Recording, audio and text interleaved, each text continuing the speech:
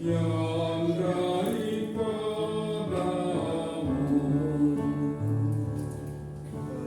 Berikanlah kepada kami kasih setiamu ya Tuhan, dan berilah kami keselamatan yang daripadamu. Aku ingin mendengarkan apa yang hendak difirmankan Tuhan. Bukankah Ia hendak berbicara tentang damai? Sungguh keselamatan dari Tuhan dekat pada orang-orang takwa, dan kemuliaannya diam di negeri kita. Berikanlah kepada kami kasih setiamu ya Tuhan, dan berilah kami keselamatan yang daripadamu. Kasih dan kesetiaan akan bertemu, keadilan dan damai sejahtera akan berpelukan, kesetiaan akan tumbuh dari bumi, dan keadilan akan merunduk dari langit. Berikanlah kepada kami kasih setiamu ya Tuhan, dan berilah kami keselamatan yang daripadamu.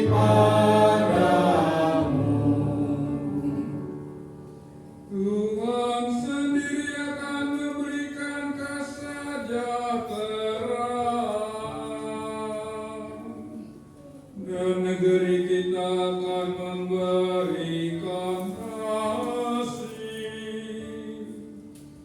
Keadilan akan berjalan di hadapannya, dan damai akan menyusul di belakangnya. Berikanlah kepada kami kasih setiamu ya Tuhan, dan berilah kami keselamatan yang daripadamu.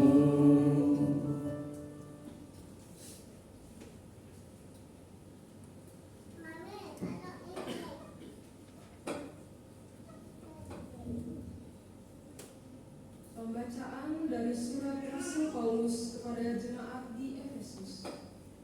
Terpujilah Allah dan Bapa Tuhan kita, Yesus Kristus, yang dalam Kristus telah mengaruniakan kepada kita segala berkat rohani di surga.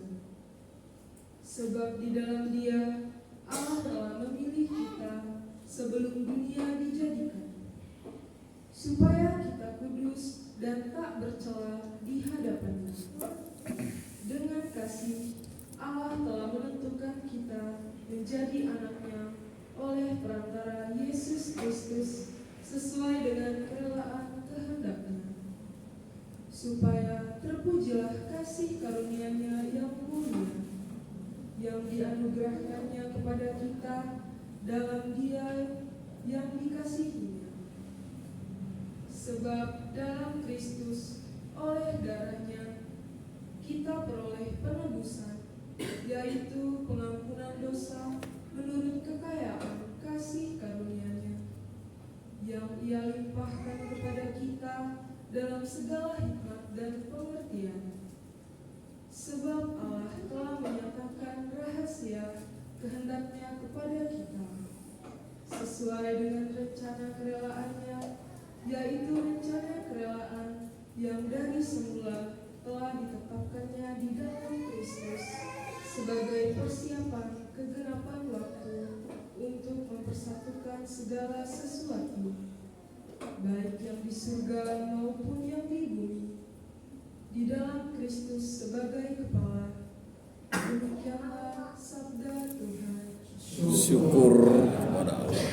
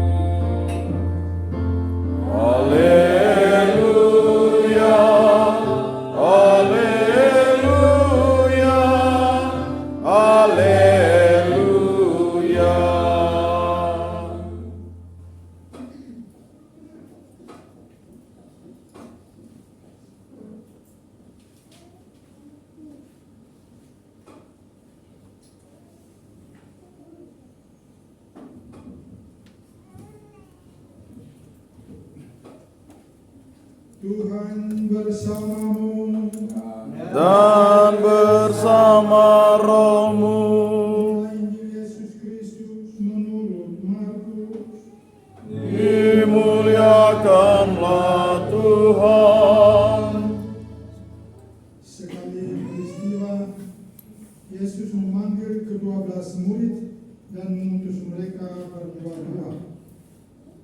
Ia memberi mereka kuasa atas roh-roh jahat dan berpesan kepada mereka supaya jangan membawa apa-apa dalam perjalanan kecuali tongkat.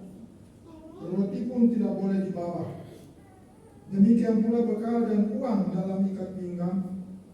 Mereka boleh memakai alas kaki, tetapi tidak boleh memakai dua baju. Kata Yesus selanjutnya kepada murid-murid itu, kalau di suatu tempat kamu sudah diterima dalam suatu rumah, tinggallah di situ sampai kamu berangkat dari tempat itu. Kalau ada suatu tempat yang tidak mau menerima kamu, dan kalau mereka tidak mau mendengarkan kamu, keluarlah dari situ dan kebaslah debu yang di kakimu sebagai peringatan bagi mereka. Lalu pergilah mereka memberitakan bahwa orang harus bertobat. Mereka mengusir banyak setan dan memoles banyak orang sakit dengan minyak dan menyembuhkan mereka. Berbahagialah orang yang mendengarkan sabda Tuhan dan tekun melaksanakannya.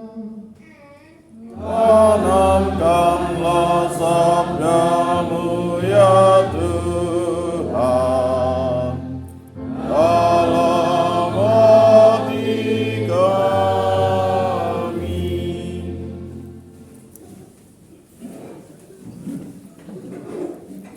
Saudara dan saudariku yang dikasihi Tuhan, bacaan suci kita pada sore ini atau bacaan untuk besok hari Minggu memfokuskan kita pada panggilan dan perutusan kita masing-masing. Mari kita menyadari bahwa kita dipanggil oleh Tuhan untuk ikut terlibat dalam karya mewartakan kabar gembira, karya untuk mewartakan kerajaan Allah. Yesus bukan hanya mengutus kita, dia juga memberikan kepada setiap kita Roh Kudus supaya kita bisa berani, kita bisa mampu untuk mewartakan kerajaan surga dengan tugas-tugas istimewa untuk menyembuhkan orang sakit, mengusir setan-setan, dan menguatkan orang yang lemah. Kalau kita menjalankan tugas ini dengan setia sampai akhir hayat kita, maka kita akan memiliki kedamaian sejati ketika kita boleh memiliki surga. Bapak Ibu dan saudara-saudara, saya tidak mau berkomentar banyak, tapi saya mengatakan bahwa bacaan ini Yesus sendiri dia memanggil murid-muridnya dan juga memberi tugas kepada mereka, mengutus mereka. Dan panggilan itu mereka diutus. Dan pada zaman itu seperti saya berkatakan, Yesus memanggil dan mengutus mereka untuk pergi berpastoral. Dan apa yang menjadi model, apa yang menjadi bentuk dari pastoral itu adalah, kalau saya katakan, pastoral tangan kosong dan hati penuh. Pastoral tangan kosong, berpastoral tangan kosong dan hati penuh. Pada zaman Yesus, mungkin pada zaman awal-awal gereja kita ini, misi kita juga saya kira itu mungkin model kita yang sama, berpastoral tangan kosong dan berhati penuh. Tadi kita dengar Yesus mengutus murid-murid, dia katakan mereka pergi berdua-dua, tapi dia katakan jangan membawa bekal, jangan membawa uang dalam kantung-kantung dekat pinggangmu, dan jangan memakai dua baju, satu lalu pakai satu kasut. Itu kan Yesus kata pergi dan pakai itu. Itu pada zaman Yesus dan pada zaman awal gereja-gereja kita ini mulai, itu saya kira mereka bertindak seperti itu. Mungkin para Bapak Ibu banyak misionaris datang dari Eropa ke kira-kira ke tempat kita, hidup bersama-sama dengan orang-orang kampung, makan, minum, dan tidur di tempat di mana orang tidur. Mereka tidak memilih tempat yang indah, tempat yang mewah, dengan penuh segala sesuatu, tapi mereka apa ada di sini. Jadi pastoral tangan kosong jaga itu. Jadi pastoral tangan kosong artinya tadi Yesus katakan jangan bawa ini bawa itu, tapi jangan dengan berlimpah-limpah harta dengan segala suatu perlengkapan yang istimewa. Tapi pergilah karena di sana ada banyak orang lain. Dengan hati penuh iman, penuh cinta dan penuh harapan. Itu hati yang penuh. Tapi mereka tidak membawa harta benda dan begitu. Setelah itu pastoral zaman Yesus dan pastoral zaman itu. Tapi pada zaman kita ini, Bapak Ibu pasti akan tertawa melihat banyak pewarta sabda, imam, pastor, bruder, suster, mereka terbalik. Pastoral tangannya penuh, tetapi hatinya kosong. Pastoral tangannya penuh, tetapi hatinya kosong. Contoh saja para misionaris muda mau diutus ke wilayah misi, entah itu di Indonesia dan di luar negeri, itu dengan berbagai macam tuntutan, 1001 macam tuntutan. Saya mau ke sana, yang penting ada ini dan ada itu. Saya mau ke Kalimantan, kalau di tempat itu ada sinar. Kalau tidak ada sinar, saya tidak mau pergi. Saya mau pergi ke sana, kalau di sana sudah ada pastoral yang bagus, yang indah, yang ini, yang lengkap ini, dan itu. Saya mau ke sana, kalau sudah disiapkan ada jalan, ada sepeda motor, atau ada mobil yang bagus. Ke sana. Kalau tidak ada, saya tidak akan mau pergi. Kalau secara terpaksa dia pergi, dia akan sampai kalau memang tidak ada lengkap, tidak barang yang seperti diharapkan tidak ada. Kebanyakan mereka mulai mencari-cari alasan, mulai membuat onar, membuat sulit dirinya sendiri, membuat dirinya sulit sendiri supaya dia cepat ditarik, atau dia ditolak oleh umat, atau dia tidak disukai sehingga dia cepat pergi dari sana. Itu banyak yang terjadi bahwa suster, pastor dan budak-budak muda kita yang datang mau yang pastoral yang penuh dan hatinya kosong, bukan karena cinta, bukan karena iman, dan bukan karena dengan penuh harapan akan suatu misi masa depan, tapi mereka mau tuntut supaya segala sesuatu fasilitas itu ada dan mereka ada. Bapak Ibu mungkin bisa alami dan saksikan ada banyak kejadian. Kalau mungkin tidak di sini, ada banyak di wilayah lain. Ada yang ke wilayah Afrika, ada yang ke banyak Eropa Barat di sana. Ada banyak sekali kesulitan seperti itu. Banyak misionaris muda tidak sampai. Tahu 3-4 bulan ada yang sudah dipulangkan. Ada yang sudah buat onar. Sehingga dia ada kasus di sana, kasus sini, lalu dia tidak lama dia sudah ditarik pulang atau dia sudah diusir supaya tidak lama karena dia tidak suka karena tidak memilih. Ada yang mungkin dijanjikan oleh provinsi atau pimpinan bahwa kau kesana hanya 3 tahun, nanti kami kirim kau studi. Tapi ternyata ada perubahan, tidak dikirim, dia masih tetap terus berada di sana, tidak tetap untuk belajar, lalu dia mulai ciptakan sesuatu yang orang kali tidak mau kerja atau kerja asal-asal, lalu ditarik lalu mungkin karena tidak memenuhi persyaratan, lalu dia diparkir di rumah-rumah SPD di tempat atau di rumah-rumah misi yang lalu di situ mulai frustrasi, mulai tolak kemanakan dia tidak akan pergi. Jadi itu Bapak Ibu dan saudara-saudara yang bisa mengatakan bahwa Yesus pada waktu itu yang menugaskan murid-muridnya pergi berdua-dua. Jangan tidak membawa apa-apa. Pergilah, di sana ada orang baik. Dia kata ada orang baik. Ada orang yang akan terima kau, tinggallah di situ makan dan minum. Lalu setelah selesai baru pergi pindah ke tempat lain. Kalau ada yang tolak, tidak menerima, jangan kau marah. Ya kan saja, pergi tinggal ke tempat itu dan kepuasan hukum yang ada kata mereka. Biar Tuhan yang akan membalas. Itu terbukti Bapak Ibu dan saudara-saudari. Sebagai seorang pergi mewakili kepada Tuhan, dia akan selalu disambut dan diterima dengan baik. Ada orang baik yang akan selalu. Saya datang dari Afrika ke sini, saya kira tidak ada kata-kata yang mesti saya diterima, tinggal berlama-lama bahkan sampai 16 tahun di tempat ini. Itu hanya tanda bahwa saya diterima, lalu saya mulai bekerja bersama dengan umat. Saya tidak datang bawa harta benda, bawa yang berlimpah, tapi saya datang untuk mewartakan sabda Tuhan, ada bersama, belajar bersama, dan mendengar.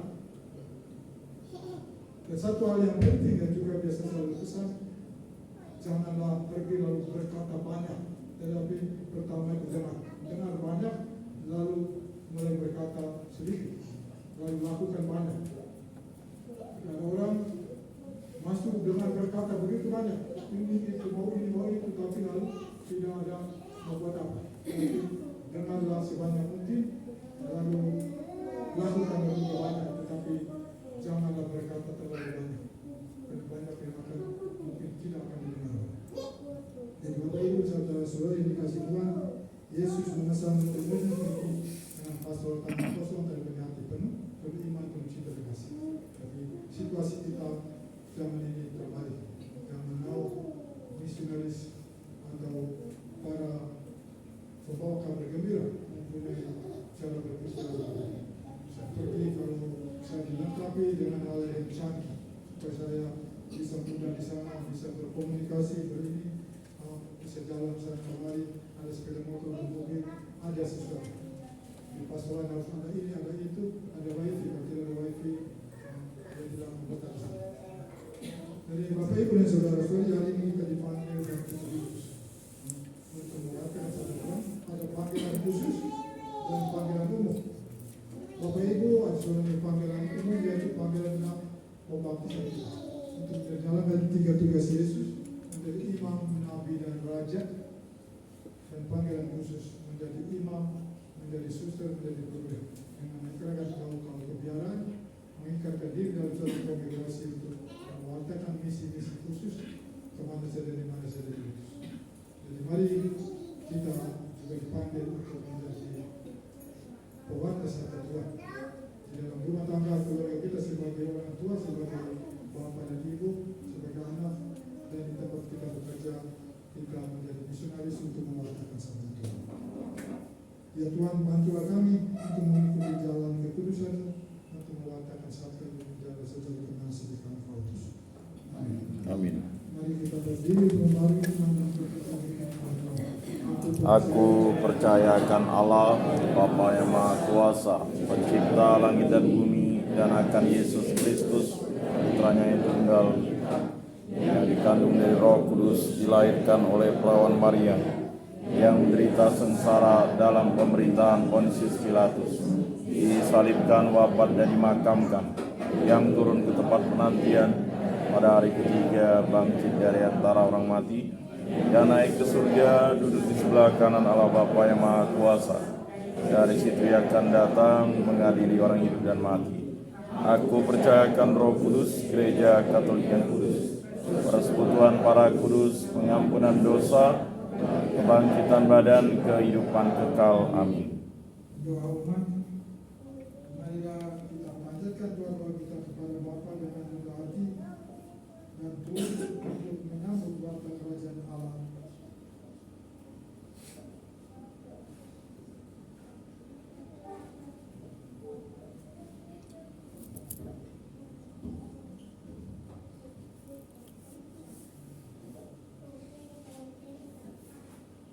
Bagi para imam, semoga Allah Bapa Maha Baik memberkati dan mendampingi para imamnya agar selalu bersedia menjadi roti yang berbagi-bagi demi keselamatan dan kegembiraan orang banyak. Marilah kita mohon. Kabulkanlah doa kami ya Tuhan. Bagi kaum muda, semoga Allah Bapa Maha Setia berkenan memberkati kaum muda agar memiliki semangat pengorbanan dalam membangun diri dan masyarakat sekitarnya. Marilah kita mohon. Kabulkanlah doa kami ya Tuhan. Bagi saudara-saudara kita yang sakit hati, cacat, dan lemah mentalnya, semoga kehadiran para penderita aneka macam kelemahan menggugah semangat, bela rasa, dan persaudaraan sejati bagi untuk berani berkorban dan dengan penuh kesabaran terlibat aktif dalam meringankan penderitaan mereka sesuai dengan kehendak Tuhan. Marilah kita mohon. Kabulkanlah doa kami ya Tuhan. Bagi kita bersama, semoga Allah Bapa memberkati kita bersama agar mampu menunaikan tugas dengan iman dan penuh pengorbanan demi keselamatan semua orang dan kemuliaan nama Tuhan. Marilah kita mohon. Kabulkanlah doa kami ya Tuhan. Allah Bapa di surga, dalam Yesus Engkau telah memberkati kami dengan anugerah melimpah.